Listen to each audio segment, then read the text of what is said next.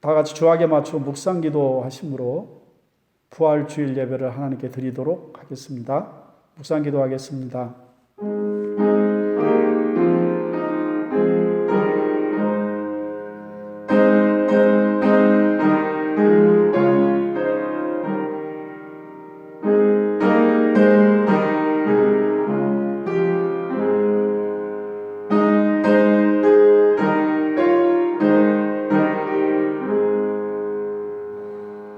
하나님께서 그를 사망의 고통에서 풀어 살리셨으니 이는 그가 사망에 매여 있을 수 없었음이라. 우리 주 예수 그리스도로 말미암아 우리에게 승리를 주시는 하나님께 감사하노니 그러므로 내 사랑하는 형제들아 견실하며 흔들리지 말고 항상 주의 일에 더욱 힘쓰는 자들이 되라. 아멘. 할렐루야. 자비하시고 고마우신 하나님 아버지 귀하신 은혜를 감사합니다. 오늘은 우리 주님께서 이 땅에 오셔서 우리를 위하여 십자가에 죽으시고 사흘 만에 다시 살아나신 부활절 예배를 하나님께 드리고 있습니다. 우리를 위하여 이 땅에 오셔서 우리 위하여 십자가를 지셨던 주님, 우리를 위하여 다시 부활하셔서 우리에게 소망을 품게 하신 아버지, 이 시간도 저희가 드리는 예배 가운데 하나님의 홀로 영광을 받아주시기를 간절히 바랍니다. 우리의 마음과 우리의 정성을 모아 하나님을 경배하며 찬양합니다.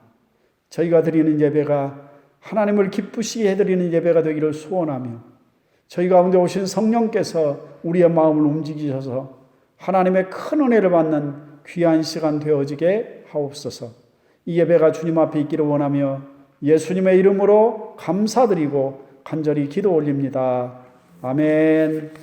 찬송가 38장 예수 우리 왕이여 찬송하겠습니다.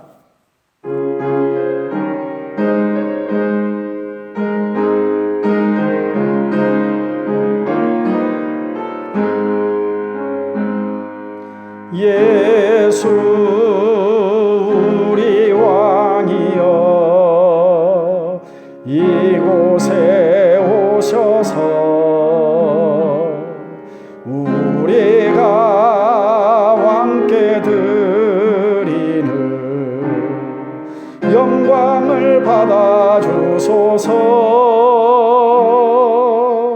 우리는 주님의 백성, 주님은 우리 왕이라. 왕이신 예수님 오셔서 좌정하사 다스리소서.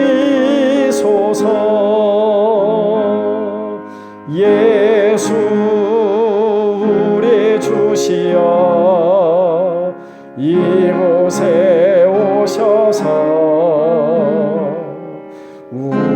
우리가 주께 드리는 찬양을 받아 주소서.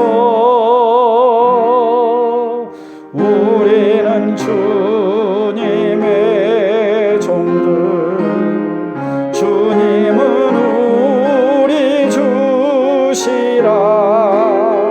주 대신 예수님 오셔서 이 찬양을 받아 주소서.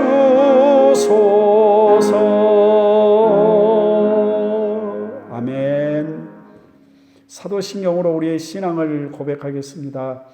전능하사 천지를 만드신 하나님 아버지를 내가 믿사오며 그 외아들 우리 주 예수 그리스도를 믿사오니 이는 성령으로 잉태하사 동정녀 마리아에게 낳으시고 본디오 빌라도에게 고난받으사 십자가에 못 박혀 죽으시고 장사한 지 사흘 만에 죽은 자 가운데서 다시 살아나시며 하늘에 오르사 전능하신 하나님 우편에 앉아 계시다가 저리로서 산자와 죽은 자를 심판하러 오시리라. 성령을 믿사오며 거룩한 공회와 성도가 서로 교통하는 것과 죄를 사하여 주시는 것과 몸이 다시 사는 것과 영원히 사는 것을 믿사옵나이다. 아멘. 찬송가 160장을 찬송하겠습니다.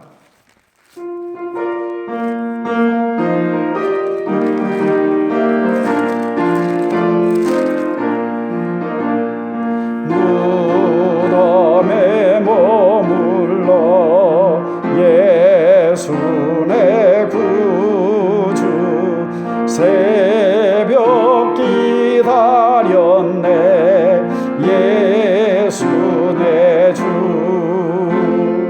원수를 다 이기고 무덤에서 살아나셨네 어둠을 이기시고 나와서 성도 함께 길이 다스리시네 사셨네 예수 다시 사셨네 헛되이 지키네 예수 내 구주 헛되이 봉하네 예수 내 주 원수를 다 이기고 무덤에서 살아나셨네 어둠을 이기시고 나와서 성도 함께 길이 다스리시네 사셨네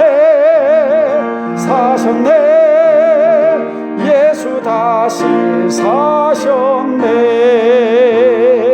거기 못 가두네 예수 내 구주 우리를 살리네 예수 내 주 원수를 다 이기고 무덤에서 살아나셨네 어둠을 이기시고 나와서 성도 함께 길이 다스리시네 사셨네 예수 다시 사셨네. 아멘. 하나님의 말씀을 읽겠습니다. 오늘 저희가 함께 볼 하나님의 말씀은 히브리서 2장 8절 말씀부터 18절 말씀까지를 저희가 함께 보겠습니다. 히브리서 2장 8절 말씀부터 18절에 있는 말씀까지 저희가 보겠습니다.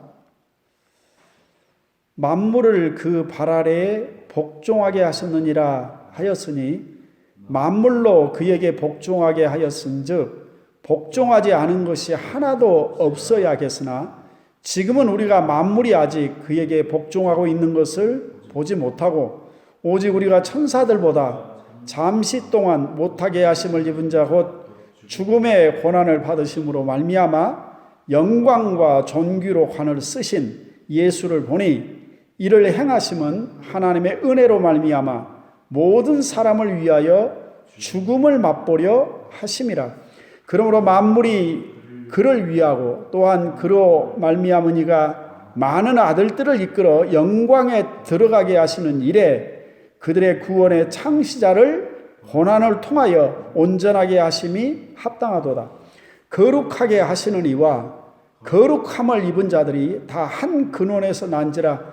그러므로 형제라 부르시기를 부끄러워하지 아니하시고 이르시되 내가 주의 이름을 내 형제들에게 선포하고 내가 주를 교회 중에서 찬송하리라 하셨으며 또다시 내가 그를 의지하리라 하시고 또다시 볼지어다 나와 및 하나님께서 내게 주신 자녀라 하셨으니 자녀들은 혈과 육에 속하였음에 그도 또한 같은 모양으로 혈과 육을 함께 지니심은 죽음을 통하여 죽음의 세력을 잡은 자 곧 마귀를 멸하시며 또 죽기를 무서워함으로 한평생 매여 종로릇하는 모든 자들을 놓아주려 하심이니 이는 확실히 천사들을 붙들어 주려 하심이 아니요 오직 아브라함의 자손을 붙들어 주려 하심이라.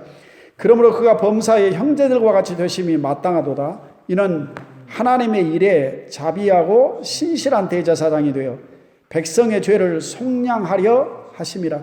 그가 시험을 받아 고난을 당하셨은즉 시험 받는 자들을 능히 도우실 수 있느니라. 아멘. 이 시간 잠깐 기도드리겠습니다. 하나님 아버지, 귀하신 하나님의 은혜를 감사합니다.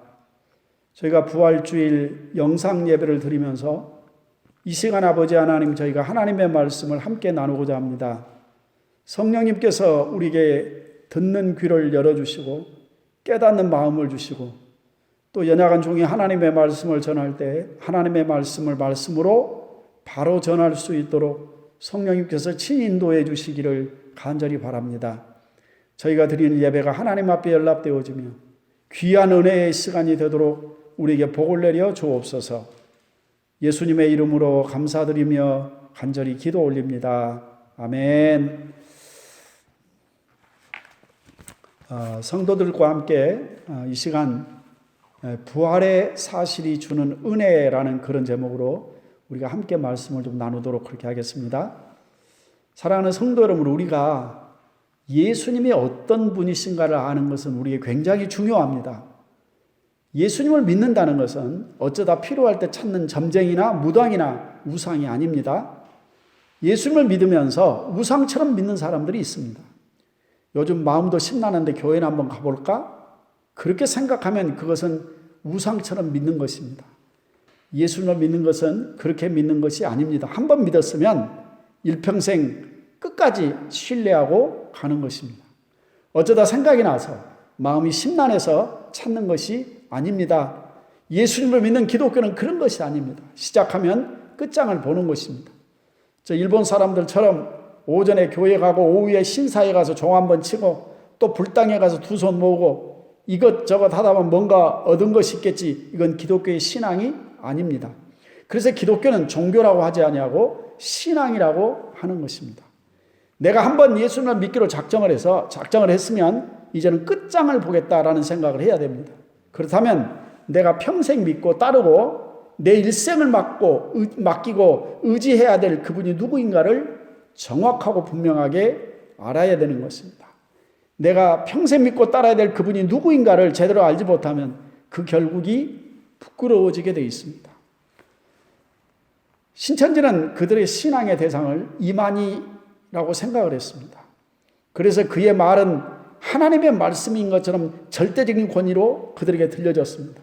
그런데 이번에 신천지를 들춰낸 코로나19 바이러스로 인해서 그들의 실체가 드러났습니다. 그리고 그동안 그를 따랐던 많은 사람들 얼마나 어리석은 선택이었는가를 깨달았을 것입니다. 그렇듯이 내가 누구를 믿고 누군가를 신뢰할 것인가 하는 것을 아는 것은 굉장히 중요한 일입니다. 이스라엘 백성들은 지금 저와 여러분들과는 좀 다릅니다. 이 대한민국 땅에 복음이 들어올 때는 신구약 성경에 하나님이 함께 왔습니다. 구약의 하나님이 따로, 신약의 예수님이 따로 온 것이 아니라 같이 왔습니다. 그래서 우리는 우리의 믿음의 대상이 하나님이시고 예수님이시라는 것이 지극히 당연하게 여겨졌습니다. 그런데 이스라엘 나라는 다릅니다. 그들은 예수님께서 이 땅에 오시기 전까지 구약의 하나님이 그들의 하나님이셨습니다. 우상숭배로 이스라엘 백성들이 믿음이 타락하기는 했지만 그래도 그들에게는 하나님, 아도나이, 절대적인 신앙의 존재였습니다. 그런데 예수님께서 그 땅에 오셨습니다. 그들은 구약 성경을 수천 년 가지고 살아왔던 사람들입니다.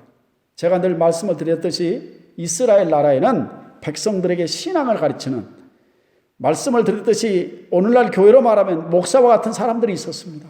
그들을 랍비라고 그렇게 말합니다. 선생이라는 뜻입니다.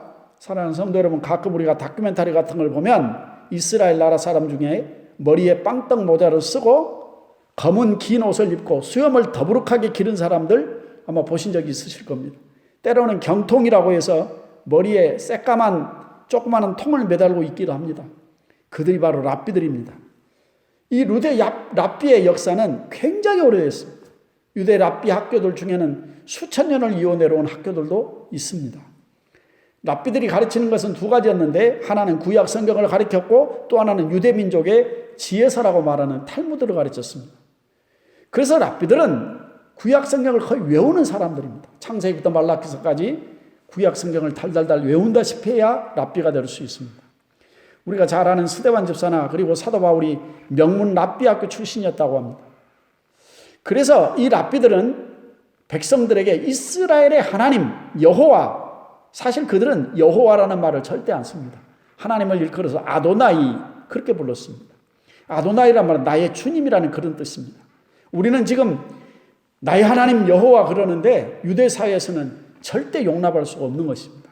아무튼 오직 하나님은 유일하신 이스라엘의 하나님이시라고 그렇게 믿고 살았습니다. 그렇게 구약 성경을 잘 아는 사람들이기 때문에 그들은 구약 성경을 부지런히 연구하고 살펴서 그 땅에 메시아, 그리스도 구원자가 오실 것이라는 사실을 알고 있었습니다.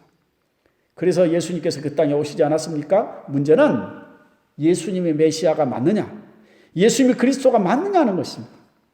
그가 행하시는 일을 보면 분명히 하나님께로 오신 것이 분명한데, 그런데도 이사야 선지자가 예언한 그분이 분명히 맞는 것 같은데, 그런데도 그를 메시아로 믿고 받아들이기는 쉽지 않은 몇 가지가 있었습니다. 첫째는 그의 출신입니다. 갈릴리 나사렛 출신? 나사렛에서 무슨 선한 것이 나올 수 있겠느냐 했습니다. 거기에 목수의 아들이어서 대를 이어서 목수였다고 직업이? 이사야 선지자는 이렇게 그에 대해서 예언을 했습니다. 흠모할 만한 아름다운 것이 없더라, 그렇게 말씀을 했습니다. 마리아라는 여인의 몸에서 태어난 아기, 무슨 제사장의 가정도 아니고 납비의 가정도 아니고 무식하고 천한 목수의 가정의 자녀로 태어난 그가 우리의 메시아라고 받아들이는 것이 쉽지가 않았습니다. 사랑하는 성도 여러분, 보십시오.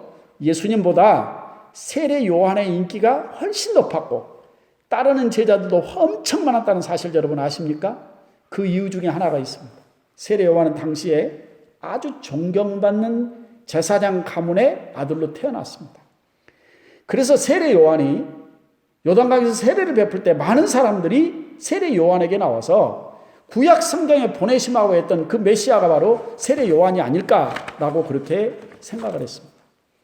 그런데 반대로 오신 예수님은 그가 행하신 일을 보면 하나님이 보내신 분이 분명히 맞는데, 예수님이 가르치시는 말씀의 내용을 들어보면 당시의 종교 지도자들에게는 정말 마음에 들지가 않는 것입니다. 그들이 만든 전통, 수천 년 동안 만들었던 관습들을 근본을 잃어버린 오류가 있다고 지적을 했습니다. 예루살렘의 종교 지도자들을 위선자라고 책망을 했습니다. 그들이 정말 견딜 수 없었던 것은 자신이 사람의 몸을 입고 있으면서 감히 하나님을 아버지라고 부르면서 자기를 친아들이라고 여긴다는 걸 견딜 수가 없었습니다. 이스라엘 백성들은 하나님을 아버지라고 부른다는 건 상상도 못할 일입니다. 그저 하나님을 부를 때 아도나이, 그저 나의 주님, 그렇게 불렀던 사람들입니다. 그 누구도 하나님을 아버지라고 부르는 사람 아무도 없었습니다. 근데 예수님이 오셔서 아버지, 그런지 자기가 친아들이라고 얘기하니까 견딜 수가 없는 겁니다. 그래서 그들은 예수님을 신성모독, 성전의 모독, 율법 폐기론자, 정치적인 반란을 선동하는 자로 몰아서 십자가에 죽이는 만행을 저질렀습니다. 그런 이스라엘 백성들에게 예수님은 메시아가 맞다라는 것을 구약 성경에 예언된 말씀들을 동원해서 설명하고 변호하고 있는 책이 바로 히브리서입니다. 히브리서는 예수님에 대한 변증서라 그렇게 이야기할 수 있습니다. 그래서 히브리서에서는 예수님을 천사와 비교하고 모세와 여호수아와 비교하고 그들이 잘 아는 아브라함 시대의 멜기세덱을 동원해서 예수님은 그들보다 탁월하신 우리의 대제사장이시다라고 변증하고 있는 것입니다. 여러분, 이런 기가 막힌 변증서를 누가 기록할 수 있겠습니까? 그 사도 바울이 기록했다고 보는 것이 맞습니다. 그러면 왜 사도 바울은 이 히브리서에 자신이 저자라는 사실을 밝히지 않았을까요? 간단히 설명이 됩니다. 바울은 유대 율법주의 사회에서 배신자입니다. 그들의 입장으로 볼 때 그런 부정적인 선입견을 가지고 있었는데 바울이 자신이 이 책을 기록했다라고 하면 그들이 읽어봤겠습니까? 아마 바로 폐기 처분했을 것입니다. 그래서 바울이 자신이 저자라는 걸 안 밝힌 데는 그 많은 이유가 있었습니다. 제가 여기까지만 히브리서의 배경 설명을 하고 오늘은 부활절 예배를 드리고 있습니다. 그럼 왜 이런 긴 설명이 필요했느냐? 예수님은 그리스도가 맞다. 예수님은 메시아가 맞다는 것입니다. 그래서 예수님은 평생 내가 믿고 따라가도 되는 분이십니다. 나중에 끝에 가서 아이고 내가 잘못 믿었네 할 수 있는 분이 아니라는 것입니다. 사랑하는 성도 여러분, 우리가 부활이라고 하면 죽은 사람이 다시 살아나는 것, 그것을 부활이라고 합니다. 가끔 뉴스에 죽어서 장례를 치르려고 했는데 기적처럼 살아난 사람들의 믿거나 말거나 하는 얘기가 나옵니다. 여러분, 그것과 부활은 다릅니다. 왜냐하면 그 사람이 그렇게 기적처럼 죽음에서 회생을 했다 할지라도 그는 결국 다시 죽기 때문에 그런 것입니다. 부활은 죽음에서 다시 깨어난 것만을 의미하고 있지 않습니다. 부활은 다시 죽을 수 없는, 그 누구도 그를 죽일 수 없는 완전한 시공을 초월하는 영광스러운 몸으로 다시 사는 것입니다. 우리가 예수님을 믿으면 영생한다고 합니다. 그 의미는 영원히 산다는 뜻입니다. 그런데 한번 생각해 보십시오. 내가 몸에 병이 들어서 죽을 만큼 아픈 몸으로 살다가 죽었는데 그 아픈 몸을 가지고 영원히 산다 그러면 그 영원히 사는 게 아닙니다. 그 영생이 축복이 아니고 저주가 되는 것입니다. 영생이라고 하는 것은 부활의 영광의 몸을 입고 하나님 나라에서 하나님과 함께 영원히 사는 것을 말합니다. 그래야 영생이 되는 것입니다. 사랑하는 성도 여러분, 일단 부활을 말하려면 죽음을 얘기를 해야 합니다. 죽음을 보지 않고 하늘로 올라간 사람이 성경에 두 사람이 등장합니다. 한 사람은 에녹이고 한 사람은 엘리야입니다. 그들도 하나님 나라에서 영원히 살지만 에녹이나 엘리야를 가지고 부활을 이야기하지는 않습니다. 그들은 영생을 얻었지만 그들은 우리의 그리스도가 되지 못합니다. 잘 이해하셔야 됩니다. 오늘 예수님은 완전하신 하나님이시고 하나님의 아들이신데도 십자가에 죽으셨습니다. 그리고 부활하셨습니다. 그러면 예수님의 에녹만 못하고 엘리야만 못하다는 이야기냐? 그렇지가 않습니다. 예수님께서 십자가에 죽으신 이유가 오늘 말씀에 분명하게 설명이 되어 있습니다. 오늘 본문 말씀 히브리서 2장 8절 말씀을 제가 읽겠습니다. 만물을 그 발 아래 복종하게 하셨느니라 하였으니 만물로 그에게 복종하게 하셨은즉 복종하지 않은 것이 하나도 없어야 하겠으나 지금 우리가 만물이 아직 그에게 복종하고 있는 것을 보지 못하고 그랬습니다. 자, 만물을 그 발 아래 복종하게 하셨다 했습니다.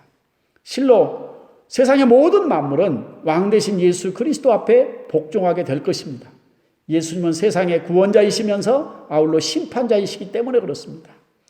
만물로 그에게 복종하게 하셨은즉 복종하지 않은 것이 하나도 없어야 되겠으나 결국 그렇게 될 것입니다. 그런데 만물이 아직 그에게 복종하는 것을 보지 못하고 그랬습니다. 그리고 9절에 보면 오직 우리가 천사들보다 잠시 동안 못하게 하심을 입은 자 누굽니까? 바로 예수님이십니다.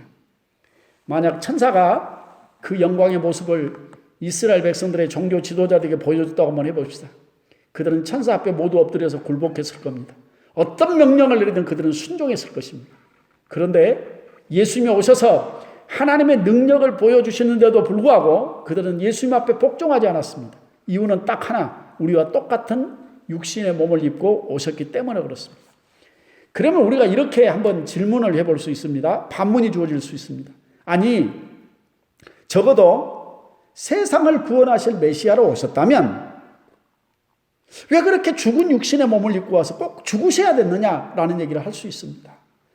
사랑하는 성도 여러분, 예수님께서 십자가에 못 박힐 때 사람들이 예수님을 조롱하면서 했던 말을 여러분 아십니까? 마태복음 27장 42절 말씀 보면 그가 남을 구원하였으되 자기는 구원할 수 없도다. 그가 이스라엘의 왕이로다. 지금 십자가에서 내려올지어다. 그리하면 우리가 믿겠노라. 라고 그렇게 주님을 조롱했습니다. 그랬겠죠. 그럴 수 있었을지 모릅니다.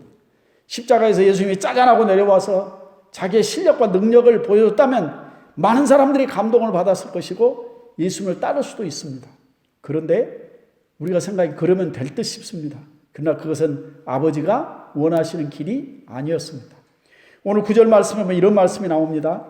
죽음의 고난을 받으심으로 말미암아 영광과 존귀로 관을 쓰신 예수라고 얘기했습니다. 여기 관이라고 하는 말은 죽은 사람 넣는 그 관을 의미하는 말이 아니고 왕관을 얘기합니다. 옛날 성경에는 면류관이라고 그랬습니다. 세상에 죽음으로 영광과 존귀를 얻었다라고 그렇게 말씀합니다.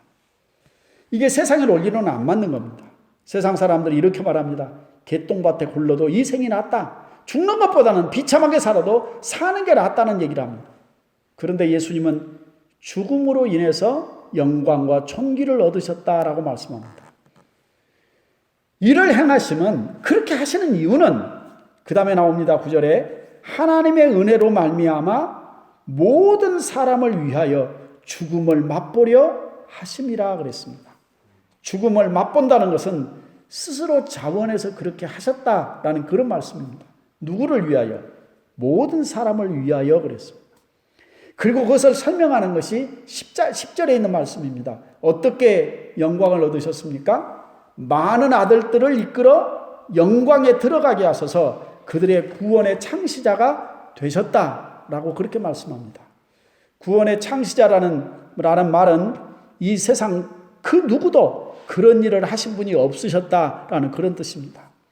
예수님은 당신이 죽으심으로 많은 사람을 영광의 나라에 들어가게 했습니다. 이 세상 그 누구도 아무도 하지 못한 일을 예수님이 하셨다는 말입니다. 그리고 예수님은 이렇게 말씀합니다. 11절 말씀에 이런 말씀이 나옵니다. 거룩하게 하시는 이와 예수님이십니다. 거룩함을 입은 자들이 바로 우리들입니다. 한 근원에서 난지라 같은 부모의 자식이 되었다는 뜻인데 같은 하나님의 자녀가 되었다라는 그런 의미를 가지고 있습니다. 그러므로 예수님은 우리를 형제라고 부르기를 부끄러워하지 아니하셨다라고 얘기합니다.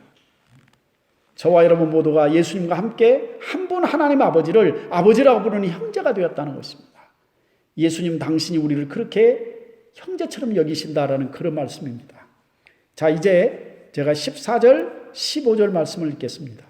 자녀들은 혈과 육에 속하였음에 그도 또한 같은 모양으로 혈과 육을 함께 지니심은 죽음을 통하여 죽음의 세력을 잡은 자 곧 마귀를 멸하시며 또 죽기를 무서워함으로 한평생 매여 종로로 타는 모든 자들을 놓아주려 하심이니라고 했습니다. 오늘 말씀드린 것에 대한 결론입니다.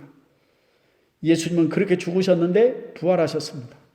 무덤을 비우시고 입었던 세마포를 벗어버리시고 누구나 들여다볼 수 있게 무덤 앞에 입구를 막았던 돌을 치워버리셨습니다. 사랑하는 성도는 부활이 없으면 기독교가 아닙니다. 세상은 훌륭한 사람일수록 무덤을 꾸미고 무덤을 키우고 무덤을 화려하게 치장을 합니다. 중국의 천안문 귀퉁이에 가면 모택동이에 무덤이 있습니다. 썩지도 못하게 방부 제철을 해서 누구든지 오면 모택동의 시체를 보도록 했습니다. 북한의 김일성, 김정일도 그렇게 미라를 만들어 놨습니다. 그런데 여러분, 기독교에는 예수님의 무덤이 없습니다. 세상 인구의 절반 예수님을 믿는데도 예수님의 무덤을 찾은 사람이 없습니다. 예루살렘에 가면 예수님이 잠깐 빌려 썼던 그 무덤을 치장을 해서 경배의 대상으로 만들어 놓고 수많은 순례객들을 불러 모으고 있는데 이것은 합당한 일이 아닙니다. 부활하신 예수님께서 하늘에서 내려다보시고 통탄하실 일입니다. 사랑하는 성도 여러분, 아무튼 예수님은 부활하셔서 지금도 영원히 살아계십니다. 우리가 이 세상을 떠나고 찬란한 부활의 새 아침을 맞으면 우리는 영광스러우신 우리 주님을 볼 수가 있을 것입니다. 그런데 예수님의 부활이 우리에게 주는 은혜가 무엇입니까? 14절 말씀해 보니까 죽음의 세력을 잡은 자 마귀를 멸하셨다라고 그렇게 말씀합니다. 사랑하는 성도 여러분, 인간은 죽기 위해서 창조된 존재가 아닙니다. 그런데도 인간이 죽을 수밖에 없는 존재가 된 것은 바로 선악과를 앞에다 두고 결코 죽지 아니하리라고 했던 그 마귀의 거짓말에 속았기 때문입니다. 예수님은 그 마귀를 멸하셨습니다. 망하게 하셨다는 것입니다. 그런데 지금도 마귀는 죽음이라는 말로 사람들을 붙잡고 있습니다. 사람들이 가장 무서워하는 게 뭐라고 생각하십니까? 바로 죽음입니다. 사랑하는 성도 여러분, 코로나19 바이러스를 사람들이 무서워하는 이유가 무엇입니까? 첫째는 전염성이 높다는 거죠. 전혀 그 증세가 없어도 다른 사람에게 전염을 시킬 수 있다는 것입니다. 또 하나는 하도 죽는 사람의 숫자를 이야기하니까 걸리면 죽을 수도 있다. 그것 때문에 사람들이 두려워하는 거 아니겠습니까? 예수님을 믿는 사람은 예배드리다가 죽는 것도 영광입니다.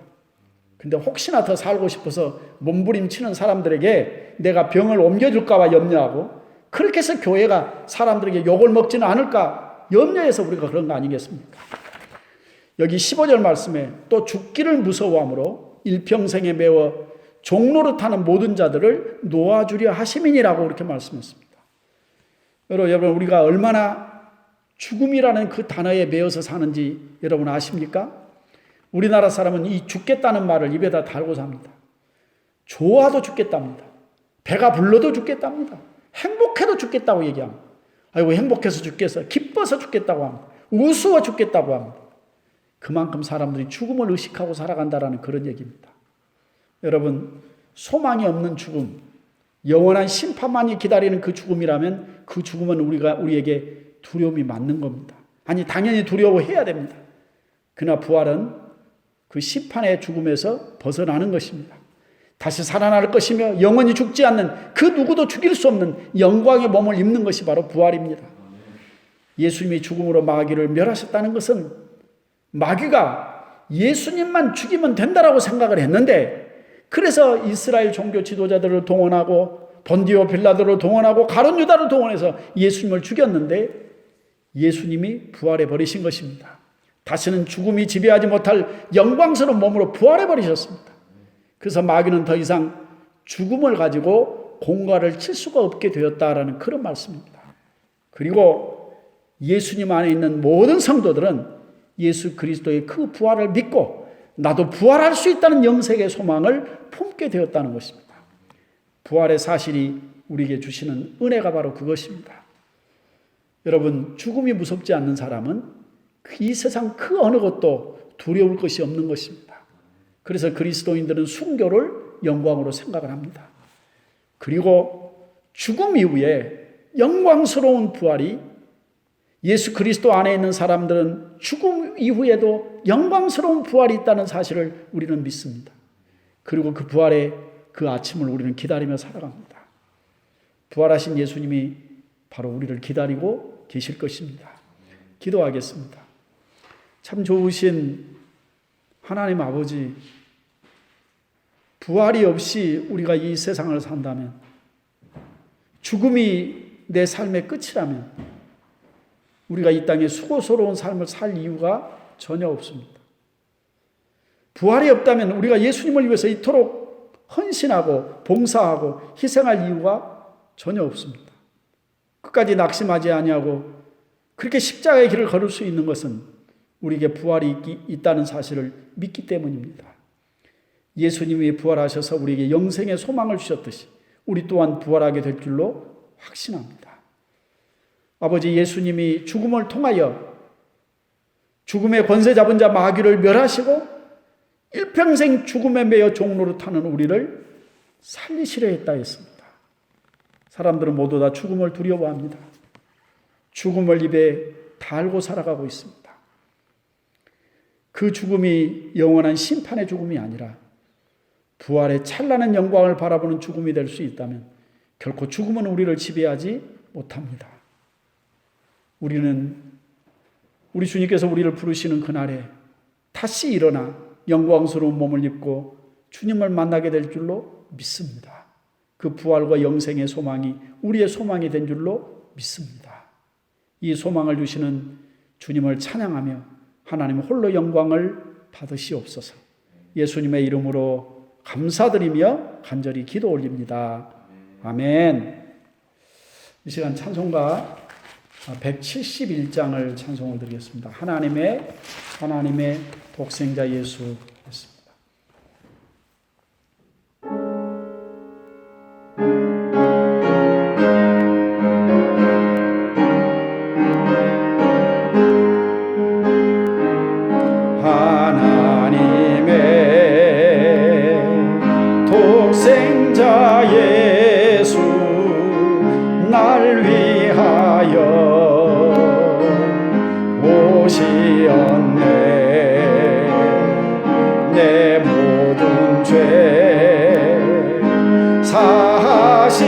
사시려고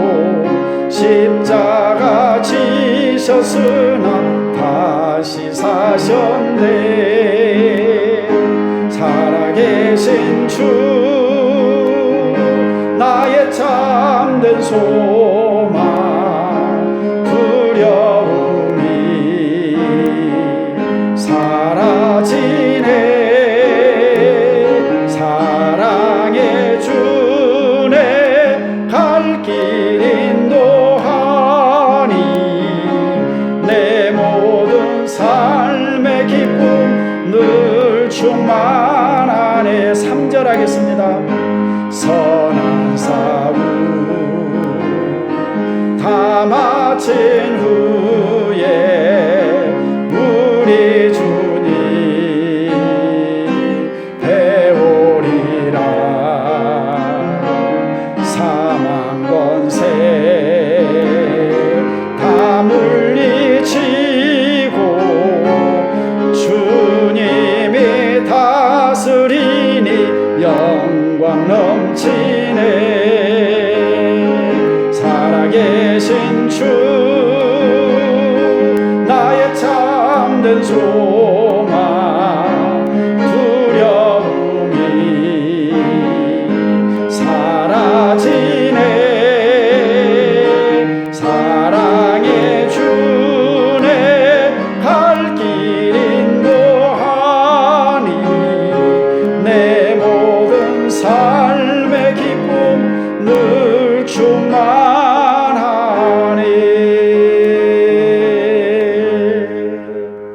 아멘. 광고 말씀을 드리겠습니다. 저희가 지금 오늘은 부활주일 예배를 드리는 날입니다.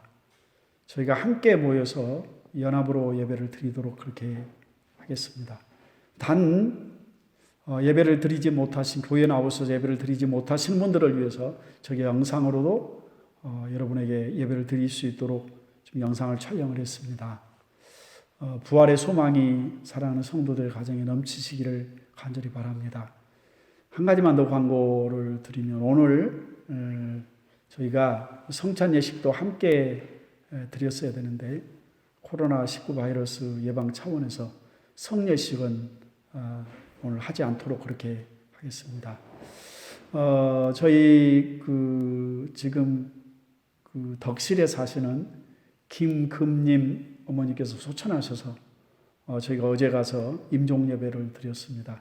오늘 예배 마치고 난 이후에 저희가 함께 가서 오늘 입관 예배를 드리고 내일 저희가 발인 예배를 드리도록 그렇게 하겠습니다. 사랑하는 성도님들이 함께 가서 위로해 주시고 부활의 소망이 그들 가운데도 있도록 해주시기를 간절히 바랍니다. 이 시간에 또한 한 가지만 더 광고를 드리도록 그렇게 하겠습니다.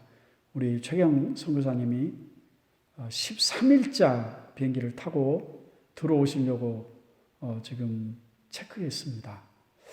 또 무슨 일이 생길지는 알 수 없지만 한국의 코로나 바이러스에 대한 확진자 수가 줄어지면서 비행기 편이 열린 것 같습니다. 아무 탈 없이 들어오셔서 또 격리 기간도 보내고 해야 되는데 아무튼 잘 보내고 비자 받아서 다시 태국으로 돌아갈 수 있는 날이 빨리 올 수 있기를 위해서 사랑하는 성도님들께서 꼭 기도해 주시기를 바랍니다. 이 시간 제가 축도하고 예배를 마치도록 그렇게 하겠습니다. 기도하겠습니다. 이제는 우리 주 예수 그리스도의 그 크신 은혜와 우리 아버지 하나님의 지극하신 사랑하심과 성령님의 위로하시고 교통하여 주심의 귀한 역사가 오늘 부활주일 하나님 앞에 예배를 드리는 사랑하는 성도들 머리머리 위에, 저들의 가정 위에, 자녀들 위에 이제부터 영원까지 함께 있을지어다. 아멘.